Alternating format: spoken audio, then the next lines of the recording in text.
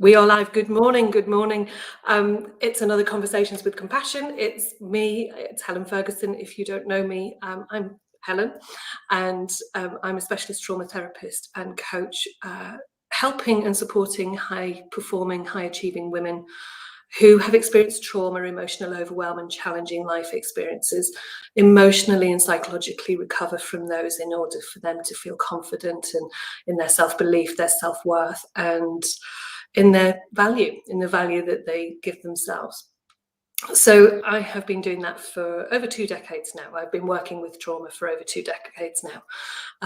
But I set up Conversations with Compassion because the amount of women that I've met over the last few years that tell me when they first meet me that their idea of self-compassion is that it's narcissistic, it's egotistical, it's self-indulgent, it's lazy, they don't have time for it. What place does it have for them in life? And then halfway through working with me, the light bulb goes on and they realize actually how empowering self-compassion is. So I started Conversations with Compassion to inspire other women to be able to understand how important it is on a healing journey, on not just a healing journey, but actually for who we are as women and for what we're doing and what we're achieving in life. So I am really excited this morning to have Sarah with us. It feels like it was ages ago that I asked Sarah to do this and whether she would come on, and it probably was ages ago. But I'm really excited that Sarah has agreed to come on and talk with me this morning. I'm going to let Sarah introduce herself. So Sarah, it's over to you. Thank you for being here. I'm delighted to be here, Helen. It does feel like a while since we spoke about this. So yeah, I'm Sarah Morgan. I founded Luceat Coaching coming up on 2 years ago now, and essentially to support women, but people as well. I do have some men clients, but women particularly in corporate environments who are struggling with the darker side of corporate life. The toxicity and the politics that can creep up and how that can impact them and their performance. And I absolutely love it. I love working with people and helping them find their resilience to remain in those environments rather than all of the good people leaving. Mm-hmm. Because the good people do leave. They really do. As a good person that's left a kind of position like that, the good people do leave. Yeah. And that's why I wanted you on here this morning, because I think this is a conversation that needs to be out there, needs to be open and inspiring for those good people that do leave. But can I start by asking what self-compassion means for you? So for me, self-compassion is about being a parent to myself, thinking about what do I really need and looking after myself in a deeper way. So it might be as simple as a nice hot bath and an hour with a book, or it could be having a slightly more direct conversation with myself about my exercise and my diet to make sure that I'm really looking after myself. But in a way that looks after the whole of me, not just the in the moment self-care. And that's where you're right. That's where it does differ in a way from the concept, the idea of self-care. It is self-caring, but it's not that in the moment self-care where you say, actually, what I need for myself right now is to pause, read a book, or pause and have that nice luxurious bath, or go for the walk, or this or that. It's much broader than that. So I'm glad that you recognize that. I'm glad that you understand it in that way, as many people have done coming into these conversations, because it's an important repetitive message to give, that it does differ from that in the moment self-care. Yeah. So do you think there was a pivotal kind of moment, a pivotal experience in your life that, professionally or personally, whatever you feel comfortable sharing, that you've kind of realized that self-compassion was missing, or that you needed to build on it more, or, that, oh my God, because I know for me, Mine was when I was burnt out from managing. I was managing child and adolescent mental health services in the UK. I managed the 0 to 18 service and the looked after children service, as well as continuing my therapy work. But there was a real kind of sense of burning out, which I didn't actually notice until after I'd left. I just knew that something had to change and I had to leave. Made a very brave decision with my husband to do that, but it was after I left that I realized what was actually missing. So was there a pivotal kind of experience for you, do you think? Yeah, I think there's probably been 3. So one was when I went to university and had presumed, I think, that when I left my hometown and went to university that I'd be able to leave all of my childhood stuff behind and get on with the rest of my life. And that moment of realization that it wasn't going to be that simple. And the first time I went to talk to a therapist and realized the joy of being able to sit with somebody and have 45 minutes that was just for me to talk and explore and to connect. And that was the start of a lifelong journey with therapy, I guess. A really directly shocking, I guess, pivotal moment for me was then a couple of years after I had my daughter. I was working really hard, as many working mums will recognise, work like you don't have a family and parent like you don't have a job, and that tension to try and do both. My health wasn't good. I had undiagnosed asthma. Right. And my dad had a stroke, and within a week I was in hospital with septic pneumonia. And I got out of hospital 2 weeks after that. My dad passed. Work was full on. My child was 2. It literally, my life just exploded. And I was like, I am not putting myself first. My exercise and my diet was absolutely bottom of my pile. And it was that moment of realization that I couldn't be there for my family, for anybody, if I didn't really genuinely put myself first. And up until that point, it had always felt a little selfish. And I think you mentioned it earlier, this perception that self-care and self-compassion is selfish or it's lazy. And it was literally like a switch flicked in this moment of realization that if I did not do something different, I would not be able to be around for my child in the long run, that I wouldn't be able to do the job I wanted to do, that I wouldn't be able to do all the things I needed to do if I didn't put my health first. And obviously getting into the situation where you're in hospital with septic pneumonia is not where anyone really needs to get. No, definitely not. To have that moment of, gosh, I need to do something different. And that started a journey for me of really thinking about my diet and my exercise and putting all of that first. And then the third and kind of final, I wanted to say nail in the coffin, but I was thinking whether you were going to say that. I was wondering, because I was about, if you were, I was going to pounce in on it, but I won't. You noticed it before me. And that was in my last corporate role, where I was working for somebody who was a remarkably toxic narcissist, had a nickname within the business of the Eye of Sauron. And the Eye of Sauron was on me, and I fell apart. It's like, I am a dreadful person. I'm rubbish at my job. I'm all of these things. And it took a real moment of clarity for me to remember all of the work that I'd done up until this point, and remember that I am many things, but rubbish is not one of them. And that I didn't need to remain in that environment, and that I did have the resilience and the grit and the determination to really draw on that self-compassion and be kind to myself and stop blaming me for what was going on around me, because it absolutely was not my fault. And from that, I was able to birth my business, really to help people who are in that position where they're feeling that it's their fault and that they have messed up their career, when in actual fact that's not the case at all, and they've got the capability to make a real difference.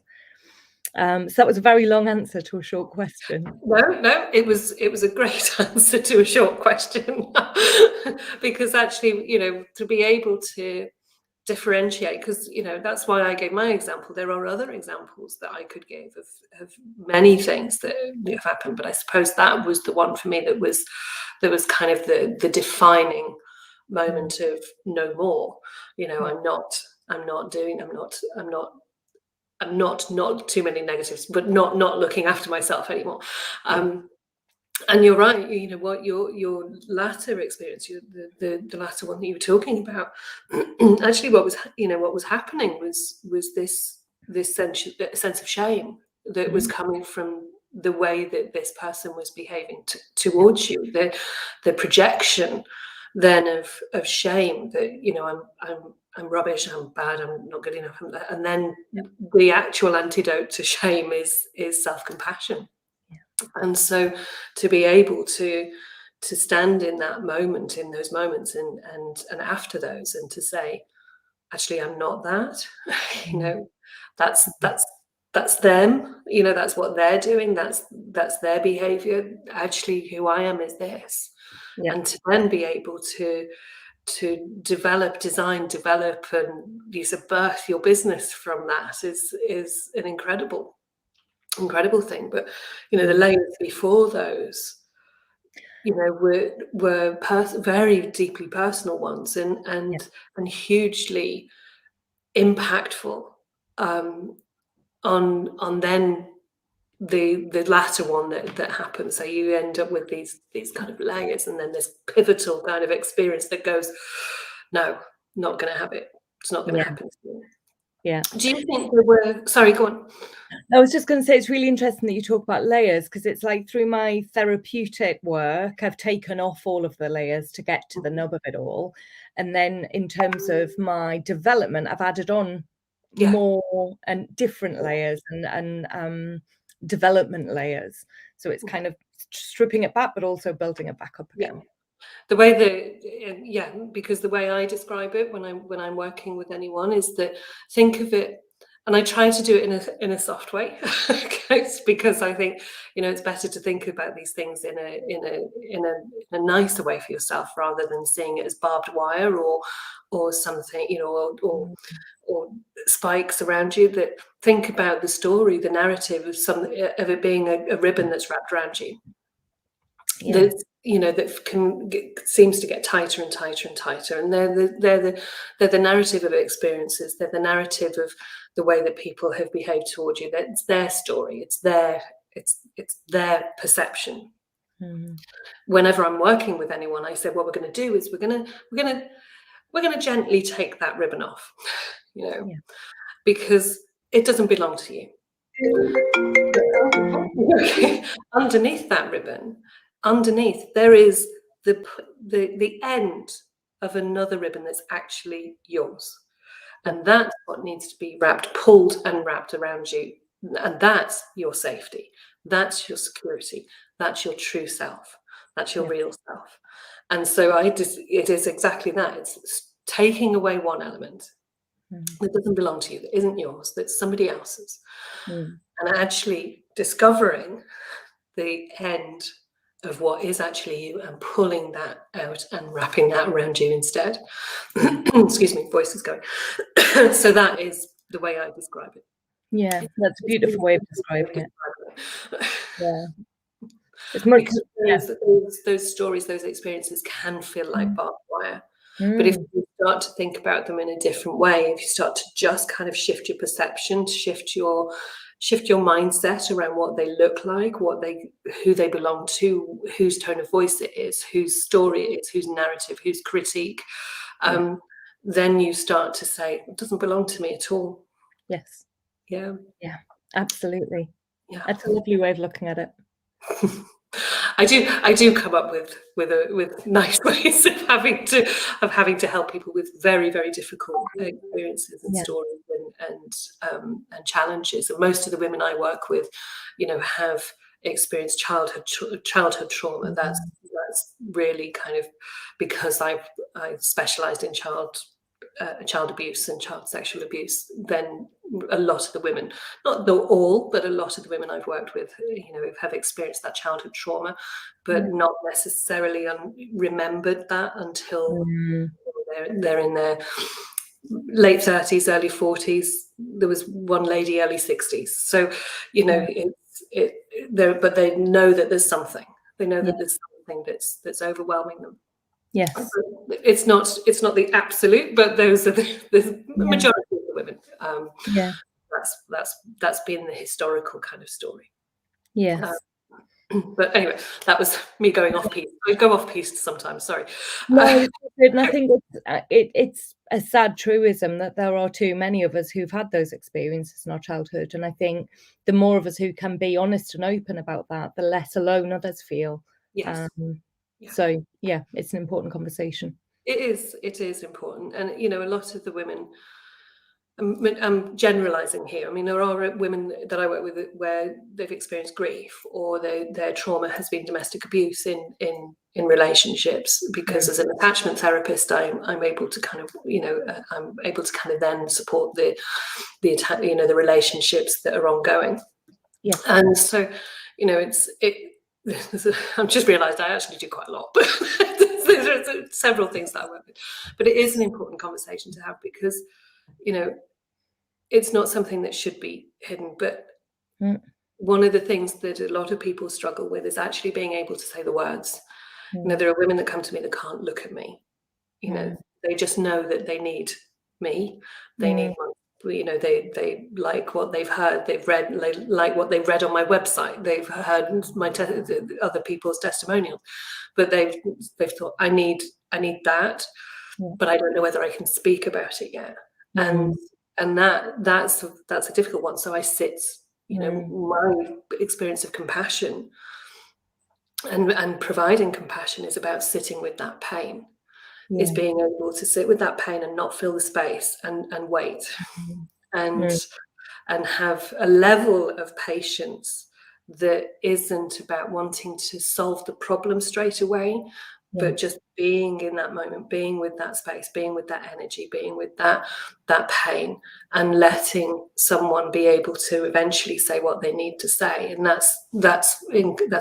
they do. But then there's often do you believe me? And I say, well, why would I not believe you? That I have no reason not to believe someone. Yes. So it's a very, it's a very painful story that women carry around for a long time, often for a long time, without being able to say anything. So, I always say, I help women find their voice too, and their true voice around that. Because you don't have to live in the past. You just have to acknowledge that it happened. It doesn't then define who you are and how you move forward and who you want to be and how you are with your children and how you are in relationships. You don't have to define that. You just have to acknowledge its influence to then be able to move forward. And so, people always ask me, are you going to take me back to that? And I say, no, I don't need to. I don't need to take you there. I don't need to take you back to that pain. Just need to know that I can see it's there. Anyway, sorry again. So back to you. Sorry, rather than me. Do you think that there were particular obstacles that you had to overcome to embrace self-compassion? Like we've already said, the kind of idea that it's lazy, that it's self-indulgent, but were there other obstacles? Because sometimes even other people seeing us being compassionate to ourselves, they can get curious about that and say, well, why are you behaving differently? Because compassion is also about boundaries. It's also about, establishing your values, establishing your boundaries around relationships, friendships, the way that you want to be treated by work colleagues. It's a need as well as a want. So a need for ourselves as well as a want of what we expect from other people. So I think it's certainly still a work in progress for me. Growing up, my mum was very emotionally absent. I don't remember hugs at all. I think I was about 27 the first time I heard her tell me that she loved me. And that was when my sister was terminally ill with cancer. And I kind of was forcing the conversations around. So I kind of had that lack of love and compassion in a household. So it took me an awfully long time to learn how to do that for myself, because I'd not had it role modelled. And it was actually probably when my mum passed away, which is about a year and a half before I had my daughter, that I was able to really pull down some of those walls around being allowed to be self-compassionate without hearing my mum's voice telling me all of the ways that I was lazy or a bit rubbish. And that voice is absolutely still there from time to time, and it's just slowly unpicking it and changing my inner dialogue and the dialogue that I have with the people around me. And I find myself, I very much want to be in service to others. That's kind of at the heart of who I am for a whole range of reasons. And therefore, in my home, I need to be very careful that I don't put everybody else's needs before my own. So that's probably my biggest obstacle. And my husband and my daughter are great, but obviously, who isn't going to be happy to be waited on hand and foot? So I have to remind myself, and certainly as my daughter started to grow up, strike that balance between giving her all of that love and empathy that I missed when I was growing up, or that I didn't experience, but not to the point of stopping her developing her own independence and her own capabilities. So there's probably my self-imposed obstacles, that I want to be all of the things that I didn't have. Exactly. But recognizing that I can't just do everything for her and be everything to her, because she has to develop her own capabilities, and occasionally I need to hold the boundaries and ask her to do her own stuff. And so they're probably my obstacles, more than anything. And they're not uncommon ones, actually. Listening to you speak, I can hear that conversation with women that I'm working with women that I've worked with before who have children. That there's this desire, this inner desire to kind of not have that replicated in the relationship with their own children. So they will do everything possible to make sure that it's softer, that it's more warm, it's that they don't feel what you felt as a child. And that's the crux of it. You don't want her to feel what you felt as a child. So you do everything possible to make sure that doesn't happen. And when I'm working with the women that I've worked with before and currently, I kind of have to have that conversation a bit like you've had with yourself, that says, you're not harming them by putting boundaries in place. You're not harming them by saying, this is the way that it should be for you, and creating that balance, that balance between providing love, warmth, compassion, safety, security, nurturing, and saying, actually, there's also a boundary that you also have to develop that for yourself too, and that is done through their social relationships and their peer relationships. But it's often a really hard one for women, for mums to do, because it's like, well, I'm gonna hurt them. I've been doing it this way for so long because I haven't wanted them to feel any pain. Are they then not going to feel pain because I'm doing it differently? So they'll be curious, they might battle against it a little bit, but you're not abusing them. You're not abusing or neglecting them, or emotionally neglecting them. You're actually parenting them. You're mumming them. That's okay. That's safe to do. That's a good thing to do. But it is a very common obstacle with mums, and who have experienced that childhood, a childhood experience of neglect, or emotional neglect, or emotional unavailability. Even neglect, it doesn't have to have the harshness of the term neglect. It's an emotional unavailability. So it's a hugely common, popular obstacle to it. Yeah. Yes, I'm sure.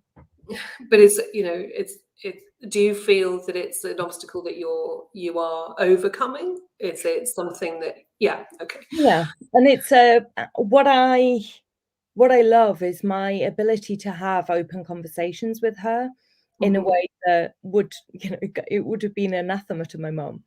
To be able to say, you know, I got that wrong, and this is why, and this is what we're going to do differently, and to help her understand that I'm not perfect and that that's Mhm. okay.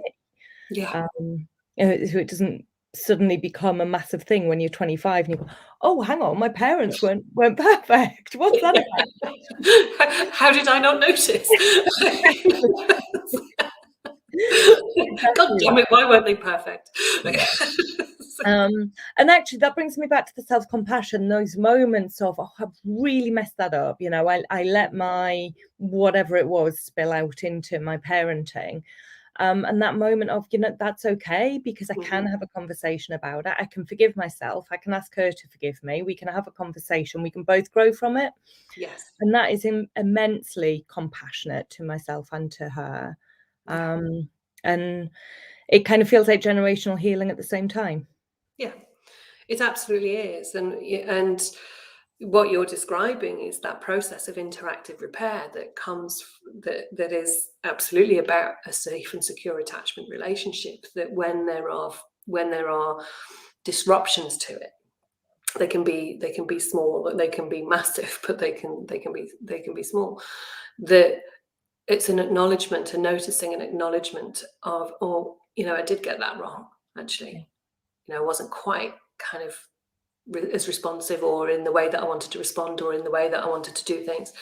And being able to acknowledge that and notice it and have conversations about it. Too often too often they don't happen. Mm. And then there's this, you know, they become bigger. And I was talking to foster carers about this recently, because I was delivering training in the UK. And so, you know, I was interactive repair in attachment relationships for children that have had huge kind of disruptions to their safety and their security and their attachments. You know, there's often what foster carers have to do is start that process of interactive repair, which of course they're doing from a position of not having caused the problem, but you know, they're having to do that. So that conversation is always an interesting one. And I always say to anybody, if you notice that you've just got it wrong slightly, that it wasn't the way, and you come away and you think, oh, I didn't really want to say that, but I said it. Well, it's okay, you know, because you can go back into the conversation, go back into the relationship and say, I got that wrong, didn't I? You know, and you know, I shouldn't have said it in the way that I did, and I'm sorry, you know. That's what interactive. Let's think about how, you know, I'm going to think about how I can do that differently next time. And that's equally the same, you know, what you're then teaching is children their ability to do that too. So you're taking them from, you know, from shame, you know, taking yourself from shame. Oh God, I got it wrong. I'm such a bad mom. I'm such a bad person. To actually, you know, through a process of guilt and then interactive repair that says we can move on from this. We can learn. We can grow. And that's also what resilience is. Yeah. Yeah. Wouldn't it be beautiful if those conversations could happen in a workplace as well? They would be fantastic to have those conversations in the workplace. Yeah. Because in your role, do you feel in the way that the work that you're doing now and your business, where self-compassion or compassion sits with those conversations? So very much the conversations that I have with my clients are around that self-compassion to on an internal basis. So thinking around the inner critic, the messages, that inner dialogue, the way that we beat ourselves up, and working with people to help them be much kinder to themselves and think, you know, I wouldn't hang out with a friend who phoned me up at 3 o'clock in the morning to list out all the ways in which I suck. So why do I allow myself to do that? you know, and we talk to, or many of us talk to ourselves in a way that we'd never allow a friend to talk to us.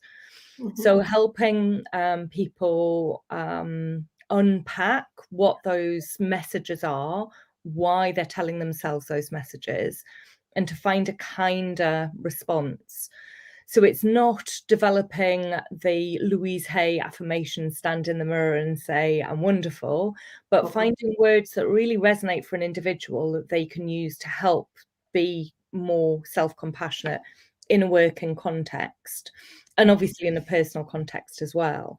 Yeah. And then use some of those words and phrases to put on almost a suit of armor, or to develop some resilience prior to a discussion that they know is going to be tricky.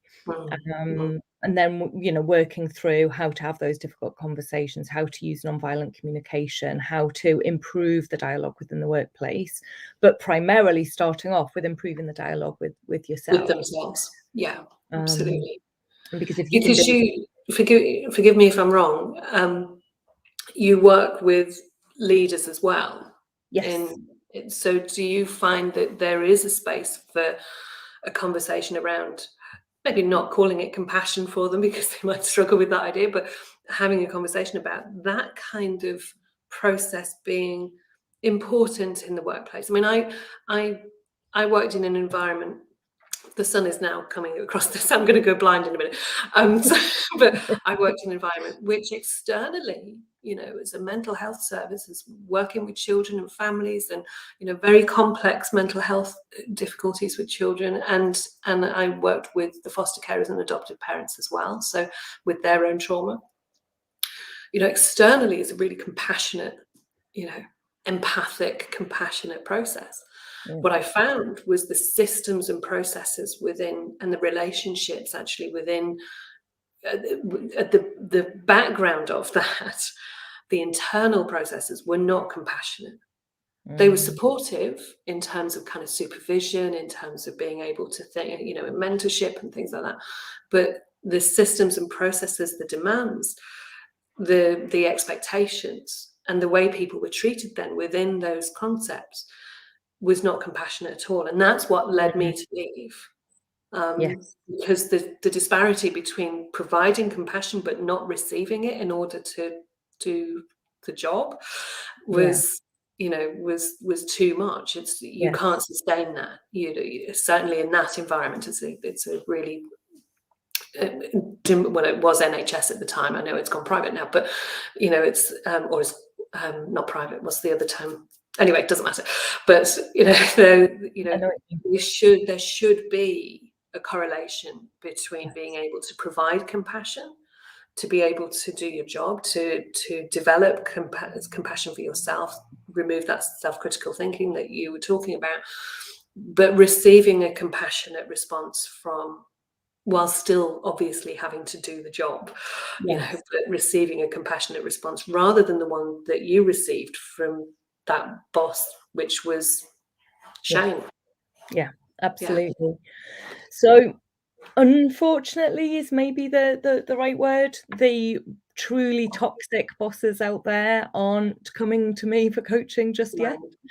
We need to get them to you. How do we get them to you? I would love to, get them in somehow. But what I am able to do is work with leaders to help them understand how they do, without meaning to, add to some of those toxic practices.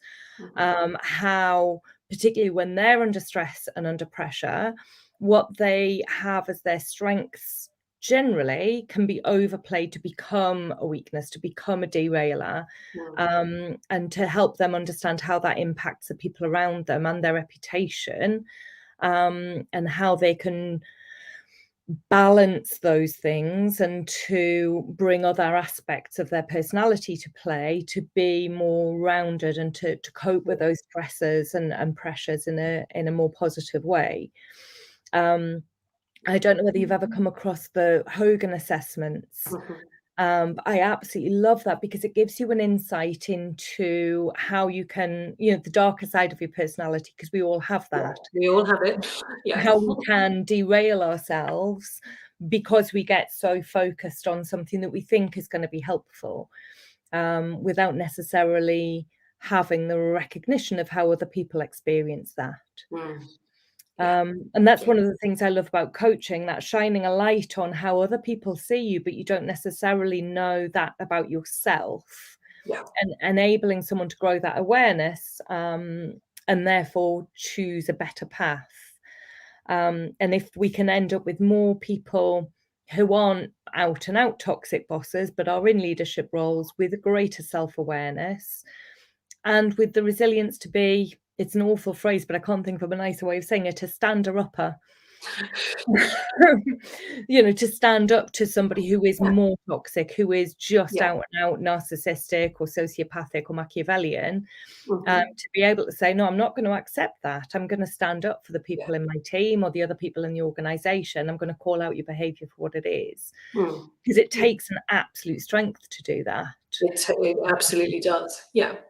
So helping people to understand their part in it, develop their resilience, and then have the strength to be able to stand up. Slowly we can chip away at the darker sides of corporate life. Brilliant. And that's what needs to happen. Because if all of the good people go, I can't do this, and this isn't safe for me, and I'm going to have to leave, it just gets worse. It just gets worse. It then allows, allows is probably the wrong word, but it allows for a growth in that. Absolutely. And the compassionate, empathic, vulnerable, courageous, people that should be in those roles and should still be in those environments working, become the more silent voice. And that's, I think you and I are both about people having their voice, and that voice being one that is entirely different to the experience that you've been describing, the experience that you had yourself. I have loved this conversation, Sarah. I could actually. It's been an absolute pleasure. I was sitting here thinking, there's lots I could still ask you. I do that because I'm a connector. I'm a conversationalist. I love that. But where can people find you if they are wanting to find out more about you, wanting to work with you, wanting to explore some of the things that you've talked about today? I am very active on LinkedIn, because that's generally where my ideal clients are hanging out, because they're more in that corporate space. So I'm pretty much always on there, and really happy for anyone to drop me a direct message on LinkedIn. I have a page on Facebook, Luceat Coaching, and I'm also on Instagram as Luceat Coaching, but I'm slightly less active there, but always open to direct messages on any of those platforms. Thank you. And so you've prompted me to remind myself that I must actually get on LinkedIn.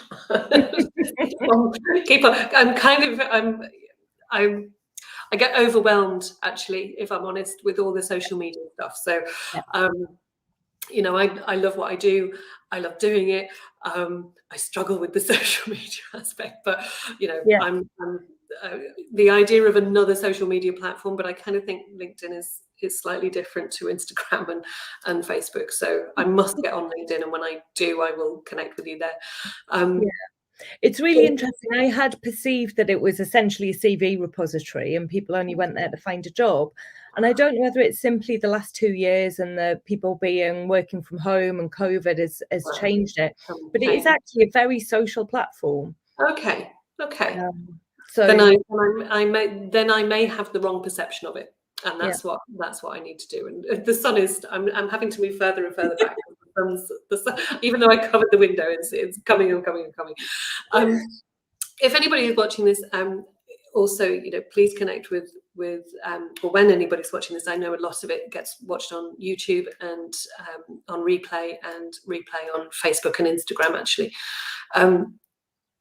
Obviously, please connect with Sarah, in the ways that she's described. If you're if you're a woman and you're a high achieving, high performing woman and you want to be part of a safe and nurturing community, I did have a group. I've changed it. I've closed that one and opened a new group. So the Heart of Healing Alchemy for the high performing woman is on Facebook, and it's open to you if you are a woman that wants to be in a safe, nurturing space to build on your self-compassion, to understand perhaps the experiences that you've had and have them reframed slightly for you, but also kind of have some prompts for self-belief, self-worth, self-confidence.